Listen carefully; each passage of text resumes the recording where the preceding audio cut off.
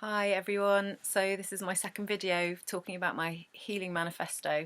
So one of the things I put on there is create joy in every day, and I don't think I knew what joy was until I was diagnosed with cancer.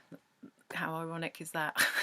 I talked for years about I just want to live a joyful life, and I didn't know what joy felt like. I really didn't know what joy felt like. So you have to find joy. Joy's in here. She's not out there. She's not a person. She's not a thing that you're going to find out there that someone else is going to give you. Your joy's in here. So, how do we find our joy? How do we raise our vibration and be in joy? Well, for me, I decided to see each day as an adventure.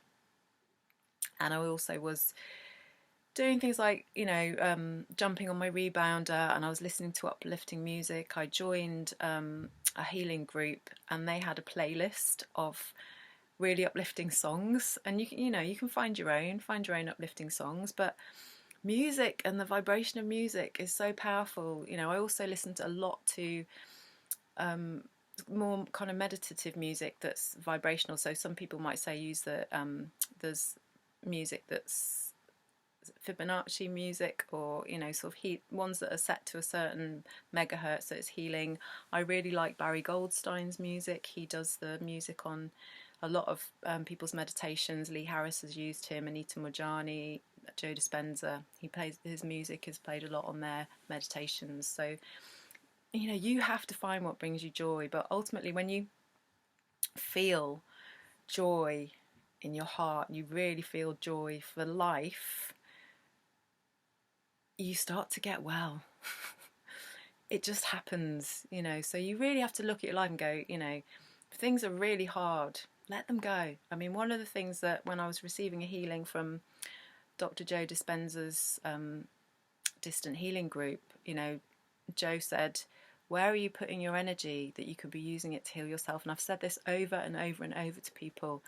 If you're putting your energy into your elderly mother, or your needy daughter, or your needy friend, it's like drama, Facebook, drama, shit TV, scrolling on your phone. You're giving energy out to things that are not healing for you.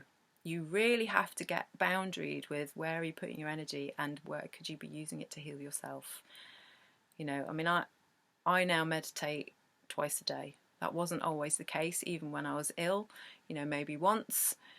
Definitely when I was going through chemotherapy, because there was nothing else to do. I was meditating all day, sitting on that chair receiving chemotherapy, and I'd be lying on the couch the next day, listening to healing meditations and bringing myself back into that vibration of love and joy.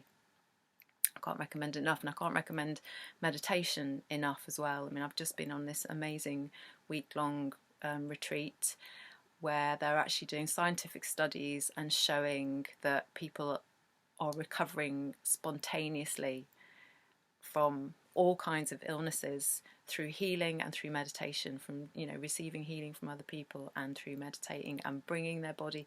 And it is about really feeling. This is how we generate abundance in our lives. We have to feel abundant. We have to feel love. And if you don't know how to do that, you have to imagine it. You have to live as if you're in joy. You have to live as if you're in love. You have to live as if you're abundant. And ultimately, for most people who want abundance, they just want freedom. So live as if you're free. Most people who want love actually want the joy. They want the sensation of joy. So find how to bring joy into your life. And I talk about meditating on here. What have I written? I've put, know that your angels and ancestors are with you. Meditate, visualize, have quiet moments. So that could be sitting in nature, but I absolutely felt that, I have these divine beings around me that were supporting my healing. When I was having chemotherapy and I was meditating, I saw Jesus and Mary blessing the chemotherapy. I felt my guardian angel with their hands on my shoulders, just telling me everything was going to be okay. And even if I had died, it would have been okay. Dying isn't a failure. It's just moving on to another dimension. It's letting go of this 3D reality. And as hard as that might be, it's not really hard for us. It's hard for the people we're leaving behind. But, you know, I know I've got more work to do here. Hence, I'm still here. And I really chose that, you know, because there's a moment when you could almost, you know, say to Source, take me. I don't want to do this anymore. Whether you're in so much pain or, you know, the medication you're on is not working or whatever it is, you know, you can surrender to that place where you just go, take me. And the voice came back going, well, it's your choice. What are you going to choose? So, you know, I chose to stay. I chose to be here and I chose to stay. And the other thing I highly recommend, really honing in your intuition, but also really talking to your body and talking to your cells. You know, I'd check out Dr. Zach Bush. He's got a few talks on cancer. There was an amazing, really long one where he's talking at a conference or something. And he talks about cancer near the end of it. And he's talking about it almost... He says cancer comes to save you. It thinks you're dying and it thinks it's saving you. So that's one of the things I kept saying to my body is that I'm fine. I don't need saving. I'm fine. But he likens it to like a city spreading out over the countryside. You know, you've got this beautiful nature and then, you know, a village starts and then the village builds up and builds up and builds up and starts spreading. It's like, you know, if you look at the earth from above and you see the cities, he said they're like cancer cells. So it's about bringing them back, loving them well. You know, whenever someone said to me, oh, you're battling cancer, I was like, no, I'm loving my body well. I'm loving myself well. You know, that's why I did the other video about self-love. So, so those are my tips. Live in joy, find a way to be in joy, whether it's jumping up and down on your trampoline and listening to uplifting music, meditation, you know, getting into that blissful state in meditation, walking in nature, sitting under a tree, connecting with the energy of the tree and feeling the beauty and the love. You know, maybe you can get into joy and gratitude. Gratitude's another one.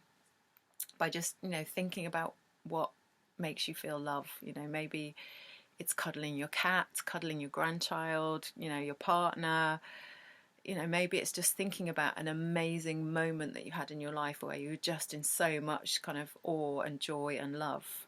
I don't know what that is for you, but you do. You'll know what it is, that just precious moment that happened in your life. Feel the feeling of that moment. Feel it. And stay in it for as long as you can. And keep meditating on your heart and opening your heart, opening your heart, opening your heart, feeling the love. You know, open to the energy of the universe because it wants to support you and it wants you to heal and it wants you to be whole. And instead of using the word heal, use the word whole or radiant or vibrant. Those are the words I chose. I didn't, you know, it's easy to kind of go into, oh, you know, I want health, I want full health or whatever. It's kind of like no one's ever in complete full health. There's always something going on. So wholeness, if you're in wholeness, you're just happy. And, you know, there's another great book called Conquering Cancer by Ian Gawler, and he talks a lot about meditation. And I had this realization that actually when I'm meditating and I'm in that space of bliss and oneness, I'm not thinking about being sick. I'm not thinking about cancer and I'm not thinking about dying. You know, it's almost like that's the moment where you heal, when you're in that bliss. And you also let go, because in the letting go is the healing. You know, I was also...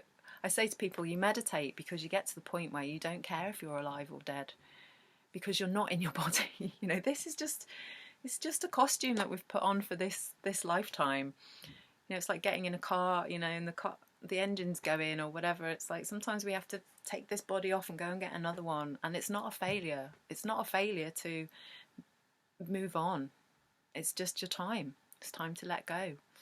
So those are my tips today. Talk to yourselves. Know that you are surrounded by your ancestors and your angels. And, you know, I've had sessions with enough psychics that just confirmed what I knew anyway, that, you know, I've got a whole team of them around me. You know, my dad was constantly, you know, spurring me on. A friend of mine that passed away, you know, believe that they're there, trust that they're there, trust that you're being held. Do your meditation, find your joy.